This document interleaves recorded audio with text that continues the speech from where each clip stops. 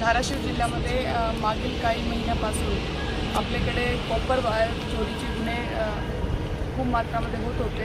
त्यामध्ये जे पवनचक्कीमध्ये वापरला जाणारा कॉपर किंवा जे आपले शेतीतील मोटर आहे त्याच्यामध्ये आणि ट्रान्सफॉर्मरमध्ये वापरला जाणारा कॉपर याचे गुन्हे आमच्याकडे दाखल होते। त्यामध्ये आमचे आरोपी शोध चालू होता। त्यामध्ये आज आपण इथे आमची LCBची टीमने 5 आरोपी त्यासोबत 3 वाहन 3 चारचाकी आणि 500 किलो कॉपर असा जप्त केलेला आहे। या आरोपीकडून आपल्याकडे 8 गुन्हे ज्यामध्ये भूम, आपले वाशी, कळंब, नळदुर्ग आणि देवळी इथले 8 गुन्हे आम्ही निष्पन्न केलेले आहे आणि बाकी आरोपी सध्या अटक करणे बाकी आहे।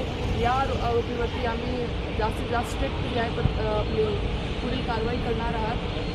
तर जिल्ह्यामध्ये जे कॉपर वायर चोरीचे आता गुन्हे आहेत किंवा आपल्याकडे खूप मात्रामध्ये पवनचक्कीचे प्रकल्प असल्याने सर्व जे नागरिक आहेत त्यांना असा सूचना आहे की असे कुठलेही आपण प्रकारामध्ये इन्व्हॉल्व होऊ नये।